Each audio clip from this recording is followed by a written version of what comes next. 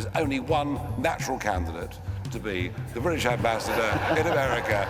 It's so obvious, it's there as plain as the nose on your face. There we are.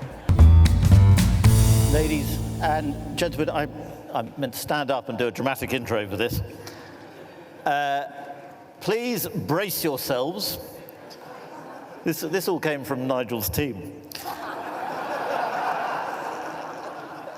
Introducing the MP for Clacton, the leader of the Reform UK Party, runner-up on I'm a Celebrity, and they insisted on this bit, Donald Trump's British bestie, Nigel Farage.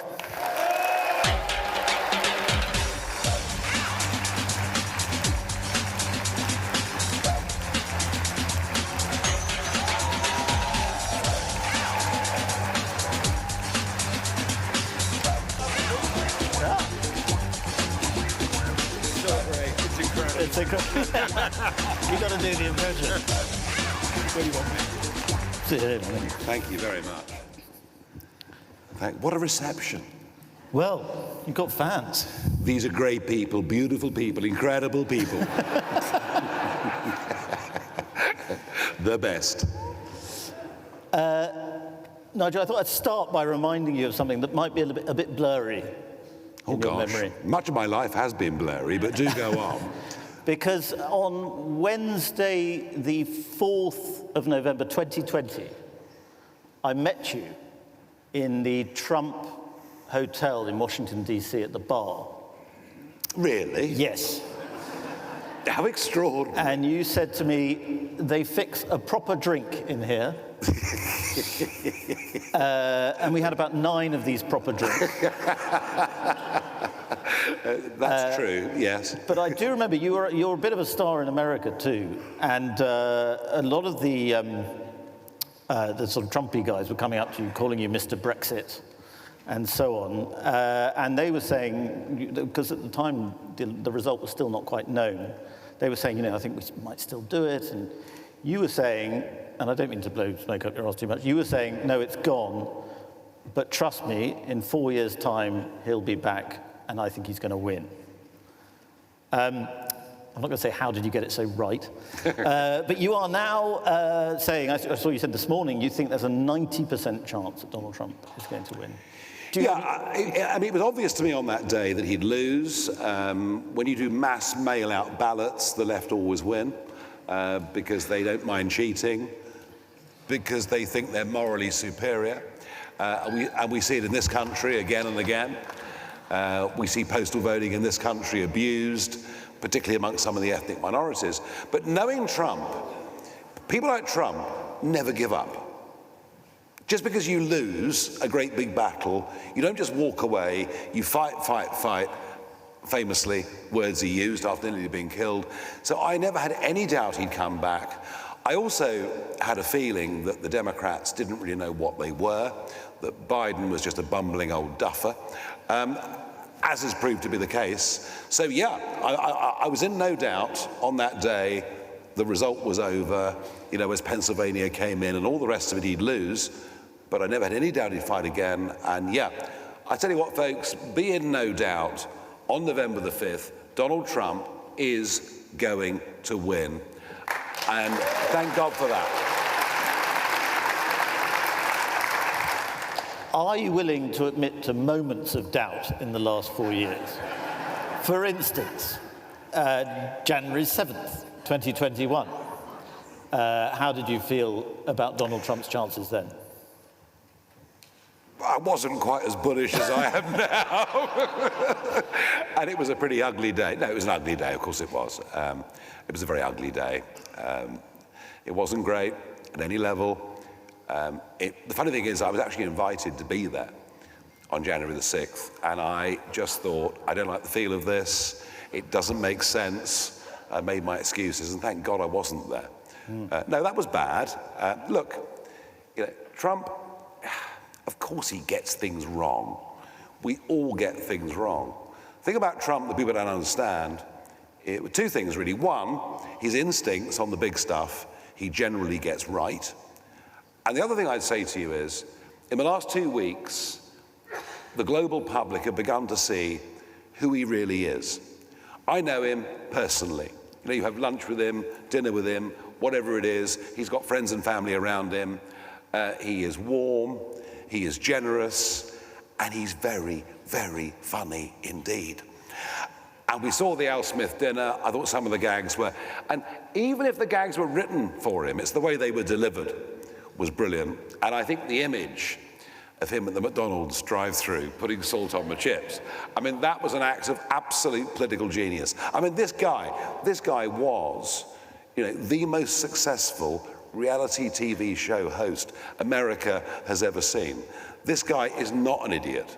He may not be, you know, he hasn't gone to Stanford, but and in the last couple of weeks we're seeing the humorous side of Trump, we're seeing the fun side of Trump, and all the while he's smiling, he's going to win. You've actually just reminded me of a prop that I've brought, because I went to the McDonald's in Victoria. Oh no, don't. And Donald Trump served me a banana milkshake. Well, thank you very much indeed. Isn't that lovely? Yeah. Isn't that lovely? Freddie, I can't say how happy that makes me, having been at Westminster Magistrates Court at 9 o'clock Monday morning this week. That's all right. I thought it might be traumatic for you. No, there's no trauma. After a plane crash, nothing's trauma. But could I just say thank you for that, but it's a bit of a dry old do-up here. Yeah. Do you think someone could furnish me with a glass or something? I think we should certainly get you a glass Very of something. good, Yeah. very good. A proper drink. Where's yours?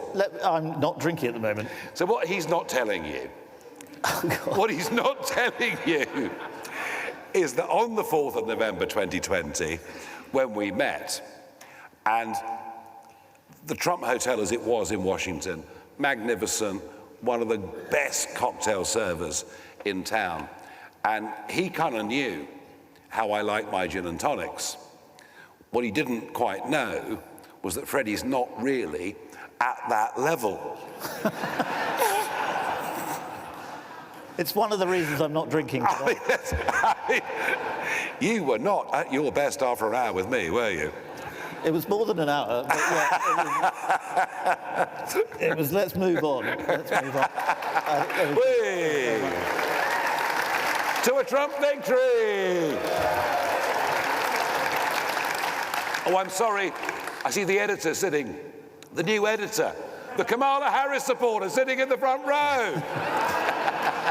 No, Michael, I've already explained this to the crowd. Michael is now a swing voter, and we're going to get his verdict at the end before you get me fired. Well, I'll tell you what is really important for the Spectator is that, of course, you know, centre-right opinion is always divided on people, on leadership candidates, on whatever it may be. But I think, do you know, the sort of hatred that was there for Trump back in 2016, both in this country and in America, I think that's disappearing. I don't think, of course there are some people that loathe him, but I don't think America or Britain has anything to be fearful about whatsoever. And I think old Gove there will change his mind. Let's leave the editor alone. Get back to... Look, he thinks because he's not in frontline politics, he's going to have an easy life. And there's absolutely no reason, as Spectator readers, why you should allow him to do that, in my opinion. Well, I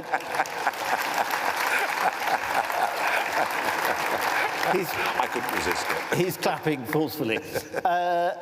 Let me bring up another possible moment of doubt, because I was at the Democratic National Convention in Chicago, and it was a very odd event, but there was certainly real enthusiasm there. I don't think it was all artificial.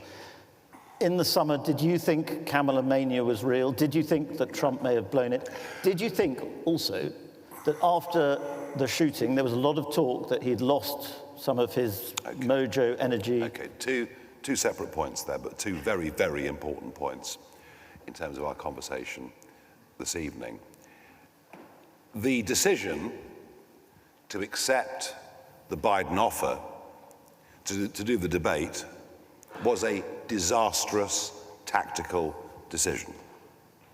It was that debate that knocked Biden out of the race. Trump should never, ever have done that debate. And I remember before it, good friends of mine in the Republican Party being absolutely furious. But of course, the trouble is, when you're dealing with a Trump, you're dealing with a warrior.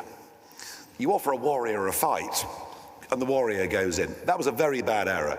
It would have been much easier had Biden stayed in position.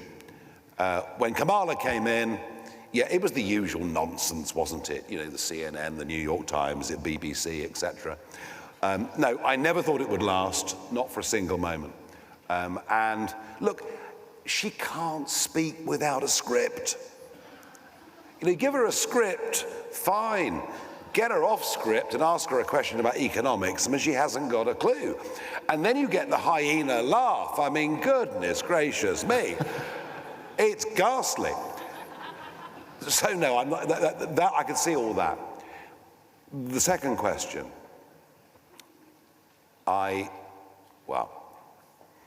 obviously the fact that he survived with the turn of the head and the bullet through the ear was a miracle. I said to Don Jr. 3 days afterwards, I didn't used to believe in miracles, but now I do. And everybody mocked the idea that, maybe some higher influence had saved him. But you know what? For people of faith, they do believe in miracles. And that was horrible and awful and a total failure. But it was the second assassination attempt that really was the shocker. I'll tell you why. Mar-a-Lago and the golf club, these are his safe spaces. Right, Mar-a-Lago is where he can be who he is. The golf club is where he can be who he is. He and the family often have dinner there on a Sunday night. And the members freely mingle as the members of Mar-a-Lago do, and he can feel safe, he can tell stories, he can tell jokes, most of which I will never repeat in public. They're good, but I better not repeat them in public. And he can be himself. And the fact that in his own safe space, somebody had gotten into a position where he could have killed him must have been shocking. And I rang him the next day. I rang him the day after that. And he's fighting a presidential election campaign. I don't ring him just for a chat. I just rang him as a human being to say, look, hey, this must be really awful. And Nigel, the Secret Service did a great job. He talked about British politics, like, why is there no Conservative Party, things like that.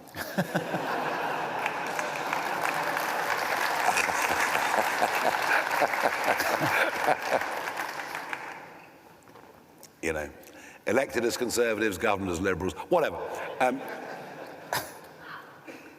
We talked a bit about the Prime Minister, our new Prime Minister. Yeah, anyway. Well, but I tell you what, I finished that phone conversation and I thought, there's somebody putting a very brave face on it. But I could feel, on the phone line, the usual ebullience just wasn't there. And how could it be? How could it be? If you think every time you walk out of the front door, this might happen to you, how could it be? And I think the way that there were a couple of events after that when he just wasn't himself, just was not himself. And the way that he's managed to recover from that, to get not just the natural confidence back, but to show the humor, to show who he really is, it's an amazing achievement. And I tell you what, he is, I don't tell many stories about him because the reason he trusts me and likes me is we can talk in confidence and I don't blab. But a little story that I can tell from about 2 weeks ago is there was one of the campaign associates was with him and they'd been on the road since early in the morning. He'd done 3 major events, big rallies. He's on stage for an hour and 45 minutes, whatever it is. And they were in the car at 1 o'clock in the morning. And my friend, who would be mid-40s, something like that, was sitting next to him in the back of the car and sort of nod off. And Trump said to him, "What's the matter with you?"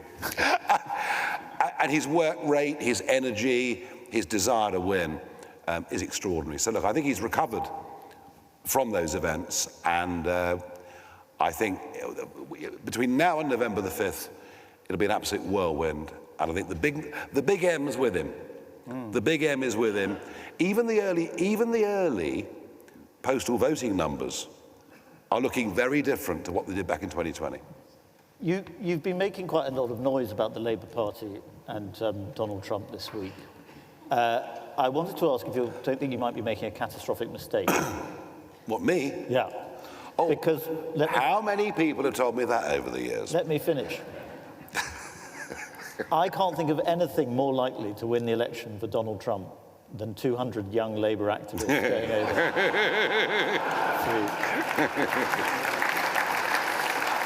Yeah, well, maybe. No, I mean, Freddie, I get that. You know, maybe we should send Keir Starmer to go and knock on doors, and that would be it. It will all be over. No, I mean, this is a comment on British politics to some extent. I mean, isn't it amazing how, you know, McSweeney may be a very, very clever organizer of campaigns and targeting, and clearly he was. You know, I mean, you know, don't campaign in Hampstead, drive up the M11 to Harlow. You know, and if our 20,000 majority becomes a 14,000 majority, no one cares, but we take Harlow. But what Labour have not got is any kind of press operation at all. And when the Trump campaign complaint went in about the Patel LinkedIn post, of course they knew already that McSweeney and co had been at a Democrat convention, had been paid for by the Labour Party, and of course that Labour had boasted they would go and help give the Trump campaign strategic advice and support. So yeah, you know, Labour, once again, can't manage their own PR. This is a bigger story here than it is over there, obviously. But it just goes to show how incompetent the current Labour government are. Let's say, well, let's say Donald Trump does win the election. No, he's going to win the election. Okay. When Donald Trump... Would you like an evens bet? No, not evens. I think that would be unfair on me, given the current betting markets. But all right, for the sake of being... Well, what price do you want then? I'll say it's going to be a tied election, even though I don't think that's going to happen. And I will give you £10. What, Electoral College time? I will give you £10 and you have to give me 500.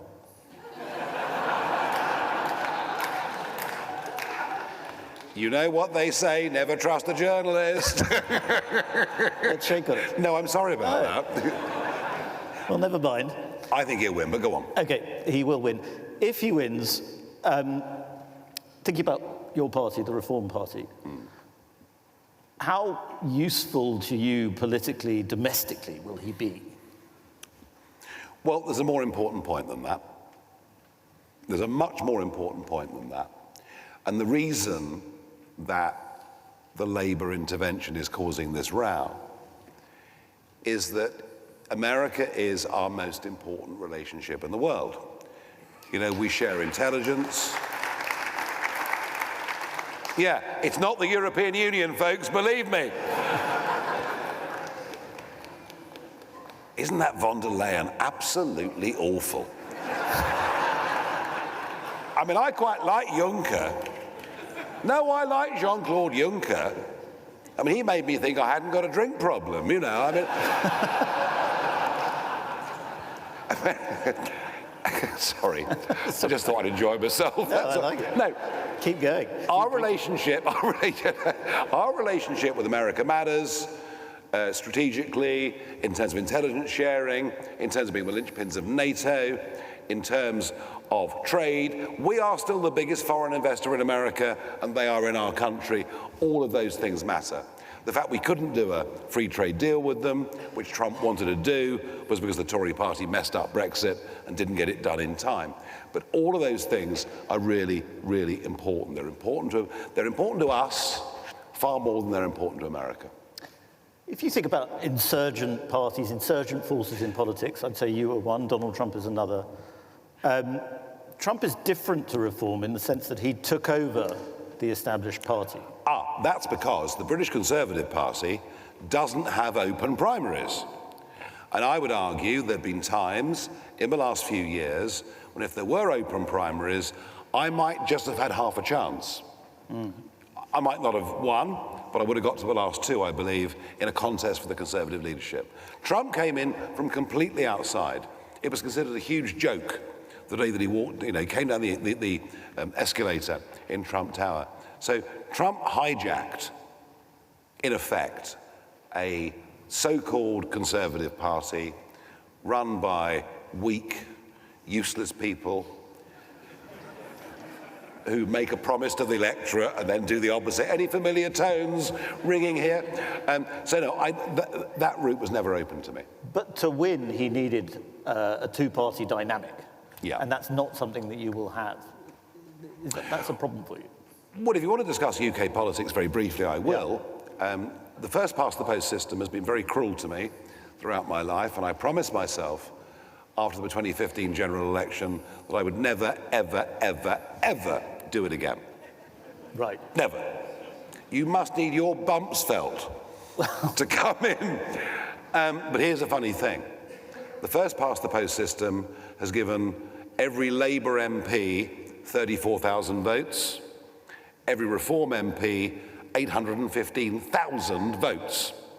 We've been done down by this election. By the time of the next general election, the first past the post system will work hugely in our favour, as so many seats out there now are 3- or 4-way marginals. We will win many more seats next time than our percentage. You watch.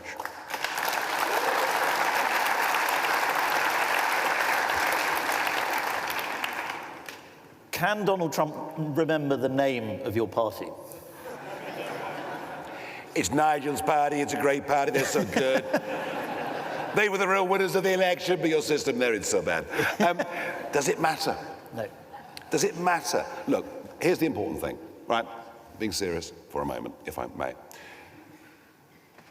I have a great relationship with him as a person, with his family, and with many of his closest campaign team, all right? And there are, many things, as I say, I can tell the odd story, but I won't tell very many because he trusts me. I've never tried to make a quick buck off the back of knowing Donald Trump or anything like that. I genuinely haven't, and I never ever will, because I respect him for his courage. The guy has got guts. The guy's got balls. He stands up and fights for the right values, both in America and for Western values, and against our potential enemies. That's why I do it. And that's why, we have a Labour government who are going nowhere. I will do, and I mean this, I will do whatever I can to help the relationship between Trump 47 and the British Labour government, and I'll do that because it's in our national interest and it's the right thing to do.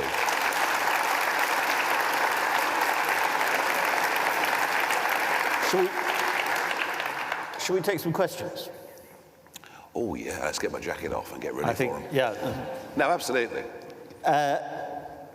Again, I'm having this problem, I can't see anyone out there. But let's have a question for Nigel about, I think we can move on to British politics again, but let's start with a question about the American election, since that is the point of this Americano election special. My fault for dragging it onto UK politics. Yeah, horse racing, anything you like, really.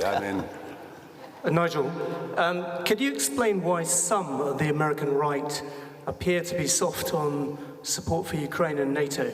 I get that Europe needs to get a grip on defence and play our part, but will Trump be sound on the threat from Russia and the need to strengthen NATO?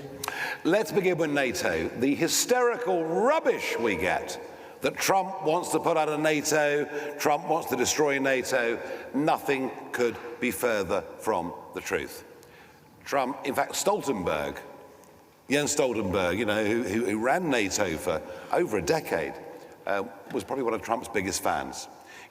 Trump turned up in 2017 at the opening of a new NATO headquarters and stood there and said, why are we spending all this money on the buildings when, 23 of the then 28 members aren't paying the basic 2% membership fee? And as a result of what Trump did, many of the European countries started to put more money in. And he's been willfully misquoted on this. When he said recently, well, if people don't pay the money, I'll say to Russia, come right in. That's his negotiating style. Trump is a very transatlantic president. Trump actually loves this country, sees us as being very important, he likes Europe, although I confess his views on the European Union do make me look like a Europhile. I mean, I'll be absolutely honest about that. I've told him that a couple of times. So NATO, forget it. Forget it. You know, he believes in NATO, he sees the importance of it. Now, on the bigger, broader point of where the Republican Party are, you know, America has very often taken quite an isolationist view of the world. You know, they were quite late into World War I, perhaps with very good reason, quite late into World War II. And you know, there are elements, you know, the Senator Tom Cottons, for example, who were very much, to them, America first means America alone. Trump's America first has never been that. And I would say, actually, when it comes to Ukraine, Trump will be the influence that actually wants to find a fair solution. I think much of the American right, the conservative right, Steve Bannon, etc., would just say, the hell with it, we don't care. I think with Trump there, with the Republican victory, what he will seek to do is get a peace deal. All right? Now, how does that peace deal look? Would it involve some concession from Ukraine? Perhaps it would. But the alternative is endless war, First World War style casualties, and a stalemate that could go on for many, many years. Where are you, just quickly, on Trump and tariffs? Because he loves them, thinks they've got really bad PR, and thinks that, you know, he would like to be the PR man for tariffs in the world. Do you support him? No. Trump would have given us a free trade deal. As he said to me, even if it's more in your favor than my favor, I would give you guys a free trade deal. I want to prove to the world I'm not against trade and free trade. It needs to be fair trade. And you know what? He's got half a point. He really does have half a point. And his real concern on tariffs is about the car industry, about where it's going, and about a country, one particular country. Anyone guess what it's called? China. Very good. It's China. And he fears that if the move to EVs increases, China will simply decimate the American car industry. Now look, you know, history shows us that free trade can be very beneficial for both sides of the equation. And we all understand that, and we know that, Ricardo, all the rest of it. We know all of that. But unfair trade can be a disaster. And if you open up your industries to countries like China, who are happy to take losses for years and years and years just to get sectoral control of steel, whatever else it may be, tariffs have their place. When you said China, my phone lit up, which was strange.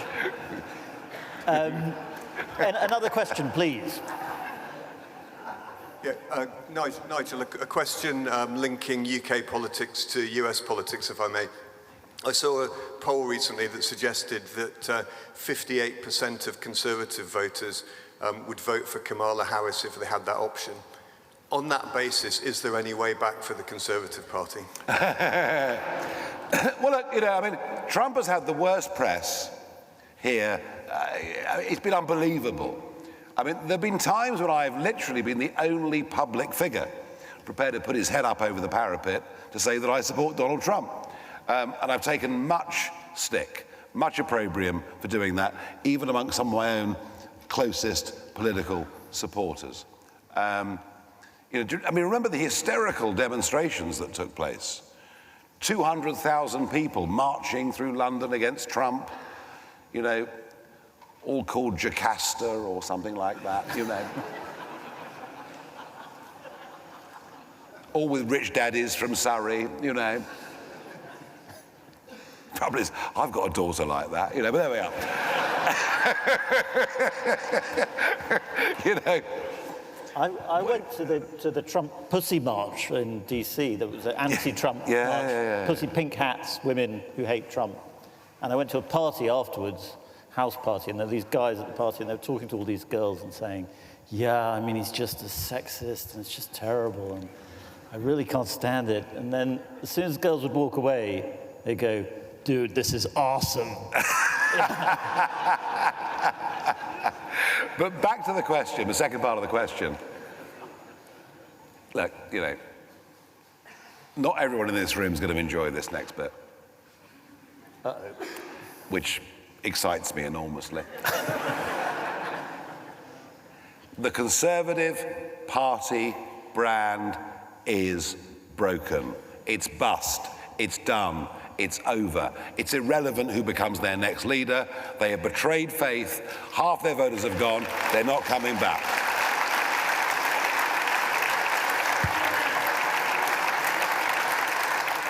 I was going to thank you for taking time out of your busy schedule, trashing the Tory party. But I always answer questions. It's true. Let's have another one. I always answer questions, and I tell you what, most other people in politics in this country try and avoid answering questions. I answer them.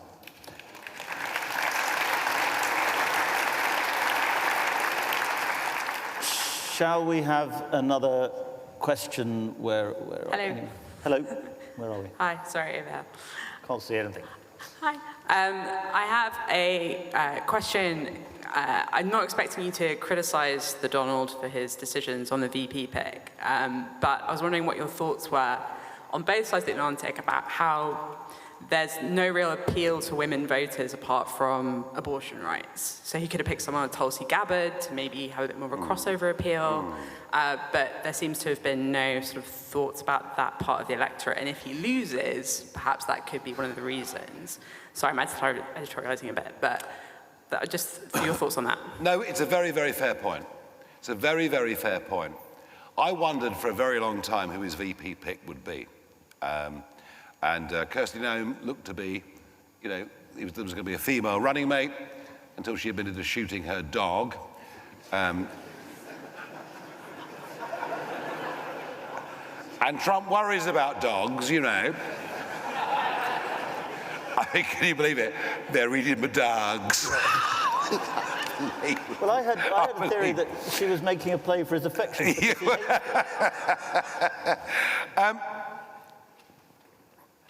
Trump picked JD as the running mate. I first met JD in 2012.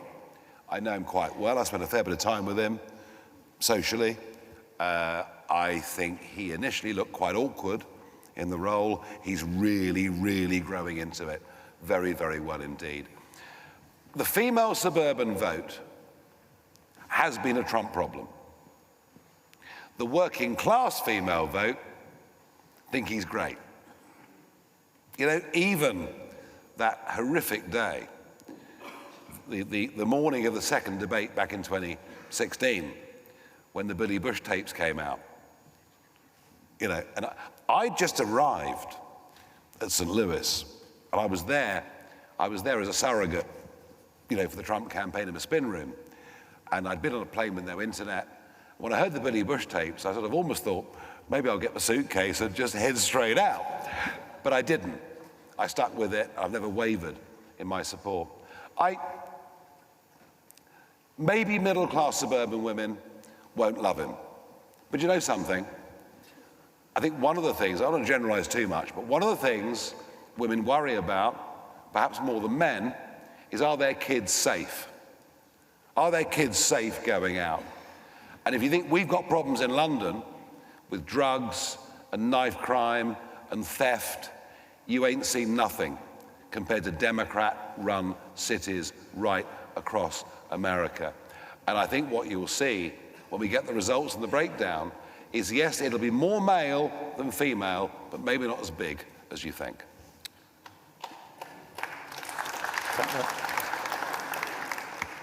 Melania Trump's brought out a book in which she says she supports abortion. Do you think she is a great asset to Team Trump? She is incredible. She is incredible. Her grace, her demeanor, the way she conducts herself in public, she is absolutely incredible. Can you believe She did not appear as First Lady on the front page of any single mainstream female publication. Not once during the whole of the 4 years of the Trump presidency. And yet, she is without doubt the most beautiful and the most graceful First Lady America has ever had. I am an enormous fan of Melania.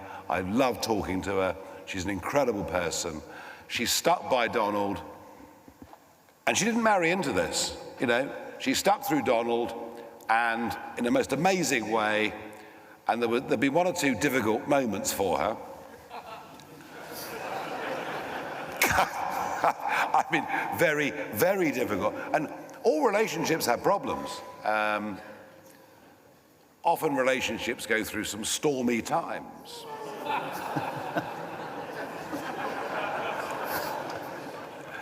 You know what? She's still there. She's still there. She's incredible. And I'll say something else. That family, those children, that link they have with him as their dad, and that link he has with him as their children, it's one of the strongest family bonds I've ever seen anywhere in the world. It is incredible. There's a lot of love there, a lot of support there. And that tells you a lot about the man. Yes, sure, he's had several marriages. I mean, who hasn't, frankly? But yes, he's imperfect. But then we all are in our own way. But to him, the family unit, that trust that exists between them, to see it, and you know what, Freddie? I think I've been privileged to have been invited into it and trusted, and in some way to see it at first hand, perhaps in a way that nobody else in this country has. They are good-hearted, hard-working, good, decent people. They believe in America, they believe in God, they believe in all the values that we need to make not just America great again, but the Western world great again. And I really believe that.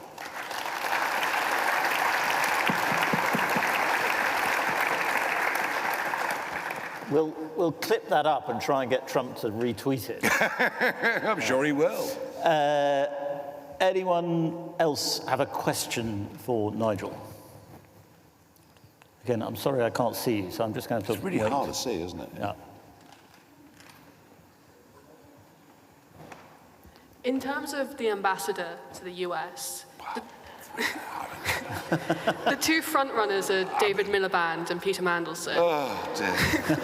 Oh, dear. What would you say these figures would have, what impact would they have if they were chosen, if Trump wins, as part of the Labour machine? So, I mean, you know, Trump tweeted shortly after he became president, many people say that Nigel Farage will be a very good ambassador. Now, had I got the job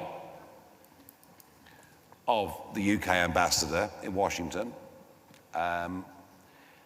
it would have been a very good thing. You would never have seen a wine cellar like it. We would have had the most enormous parties and fun. Instead, who do they send? Kim Darroch. Sorry, Sir Kim Darroch. And they've sent someone since. She's there at the moment. There is absolutely no point, if Trump is president, in having a British ambassador for what is, as I said earlier, our most important, our most vital relationship in the world. There is no point in having an ambassador that doesn't have Trump's personal cell phone on their own speed dial that they would use only if it needed to be used over disasters like getting rid of the Chagos Islands or whatever else it may be. And you've got to have... Did you talk to Trump about that? You've got to... I can't remember. You've got to have an ambassador that can get into the Oval Office and have a conversation. Now, David Miliband won't get near the Oval Office. If it's Peter Mandelson, well, even though there isn't much they would agree on, he is actually really rather clever. I mean, if it was the choice of the two, I'd choose Mandelson, but frankly, I'd choose neither. There is only one natural candidate to be the British ambassador in America. It's so obvious, it's there as plain as the nose on your face. There we are. It wouldn't get in the way of your plans here. Oh, we could mix it all together, I'm Right, sure. yeah. Bit of GB News broadcasting. Yeah. No, look, clearly, I've decided to get back into elected politics, so I'm off the table. But I repeat the point that if this government needs any help with relationships with Trump 47, I will do all that I can. And by the way, folks, Trump 47 will be very, very different. At this point, if I may, make a very quick point.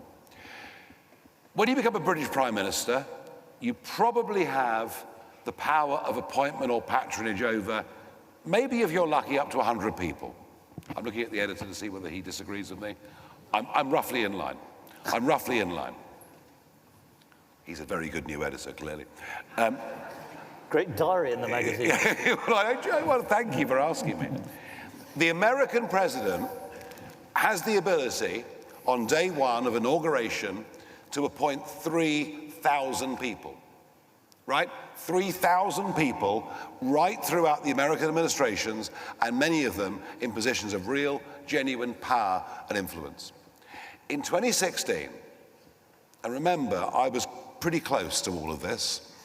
In 2016, the Bannon-Trump deal, they didn't think they were going to win. They never thought they were going to win. They thought they might come close. They thought they might shift the center of gravity of American debate. Winning was almost a shock. Suddenly, they're in the White House. They've got no one to fill the positions, and so the positions got filled for them by the establishment, the deep state, call it what you will, and many of them proved to be snakes in the grass. They have spent the last 18 months interviewing, recruiting. They have got 3,000 people ready to go on the day of inauguration, and they will go in and they will overtake many of the negative state problems against them.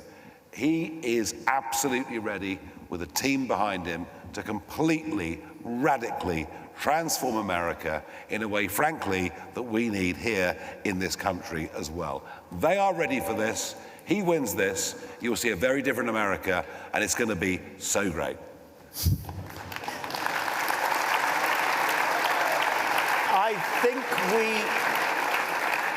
I think we have time for one more question, so please, whoever you are, make it a good one. What, sorry? This guy. I like this guy. That's my terrible Trump impression. Thank you. Nigel, you've made quite a lot of disparaging remarks over your career about first past the post. Yeah, I know. But I just wanted to know what you thought about the Electoral College, considering it's kind of more or less the same thing, isn't it? Well, the Electoral College was designed, the American Constitution, you may argue, is out of date. You can argue all of those things. The Electoral College, of course, was the way in which America decided it would do its thing.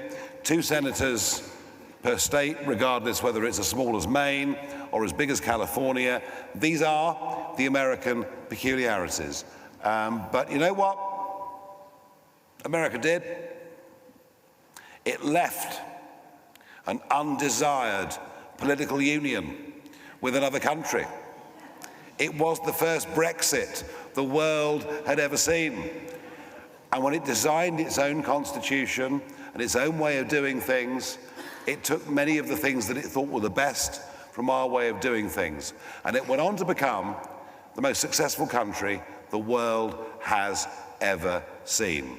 So whatever its faults and flaws, I tell you what, I have massive admiration for the Americans. I started working for the Americans back in 1982. My whole adult life has been intertwined with America. I think I've commuted across the pond more than almost any other human being in history, because I've done it constantly in business and everything else. I used to spend an inordinate amount of time in New York, although, to be honest, they weren't all business reasons, but I'll leave the blanks in there for you to fill. And yeah, you could argue it's archaic. You can argue it's unusual. You could argue a monarchy that we have is strange in the 21st century. But these are the characteristics that nations build. These are the things they have faith in and belief in. These are the things that people are prepared to put khaki on and fight for and believe in. And I love my country first, but I also, whenever I see the oath at an American event, I'm always struggling slightly to keep my hand down. I love America. I love the good things about America. I love the positivity about America. And I do believe that Margaret Thatcher was right. When America and Britain are close together, the world is a better and safer place. And folks, last words I'll say, we have more chance of that with Trump and 3,000 people primed, most of whom are Anglophile in their instincts, than we ever will have under Kamala Harris and the Democrats.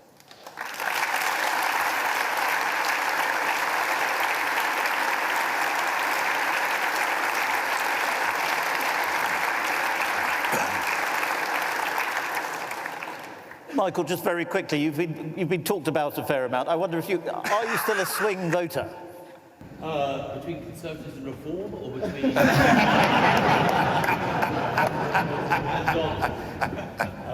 Well, I loved what Nigel had to say. He was a brilliant interviewee this evening, and you were a brilliant interviewer, Freddie. And tomorrow, I'll be discussing with you what we should do in next week's Spectator on the American election. But I just want to say a huge thank you to Nigel for coming along this evening. Yeah. Thank you. Thank you. Thank you.